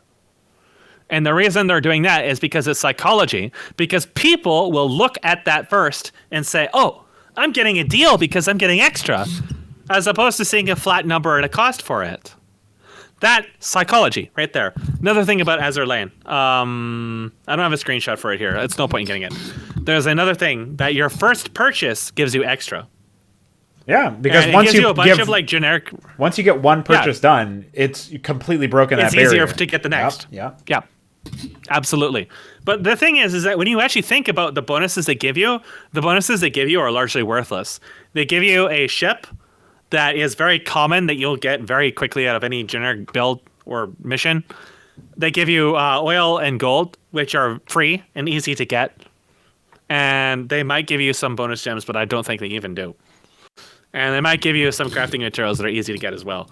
But it's there to show that you get a bonus for your first payment to break that first barrier. Once the hymen is broken, the dick has an easier time entering. Hell yeah. And there's less blood. Well, so like that's the sometimes. I mean, I guess when you've got barbs, everything is always bleeding. Fucking cats. Damn cats. But I mean that like all that is literally there. And also this screenshot, you notice how the trade license says new? That's not new. That has been there since the game started. I do not know why it says new, but it's not new. It's just another marketing thing they can use. Yep, it's precisely. It's big, it's bold, it says new, so that's got to be cool. Double, that means extra.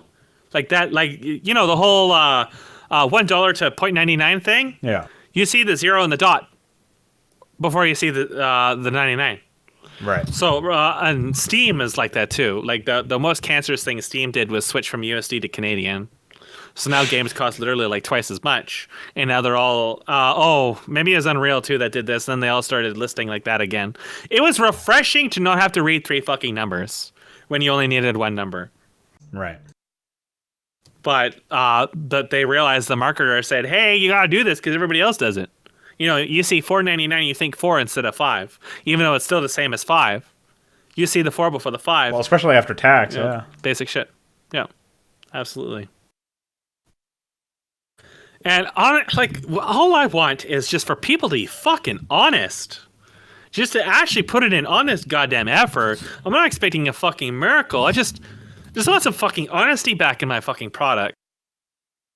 Like, I can't even think of a fucking commercial developer in years and years and years that I would, you know, say I honestly felt like gave a shit about the fucking product they made. Yeah, I can't think of any, that's for sure. Like, probably the last one chronologically in terms of release was Armies of Exegol. That's just... Yeah. That's sad as fuck, that's man. Really it. That's so long ago. Like, in terms of when they just made out. so many bad decisions on their publishers. Yeah. It didn't matter in the end, but... I mean, it was clear they wanted to try to do something. It's I don't really have too much more to add to that. It's just depressing. It all is. Indeed it is. So you got your daily dose of depression from Hong Kong Konkey, episode 33. That's 2 3s because we doubled. That's a 3. That is Jay a 3. Wilson's proud. 3 doubled words, up those chromosomes. Get doubled. Mannered up. And yeah, I don't know, man. It's good opportunity to shit talk the industry some more, and just to remind you guys, stay fucking far away from it so you don't get roped in. Stay far away from phone games. Stay far away from microtransactions. Stay far away from all that stuff. And you may indeed whatever live. Whatever you do, do not support Hong Kong. Human rights are not yours. Yeah, they're not theirs either. So don't you get any funny ideas. Well, if they throw enough Molotovs, they might be able to get it. But they have to do a lot of burning. There's a lot of rice fields to go through. A lot of weed. A lot of tanks to blockade. A lot of tanks to lift up into the sky with their bodies. Yeah. So, get tanked. How's that going to look on your social credit?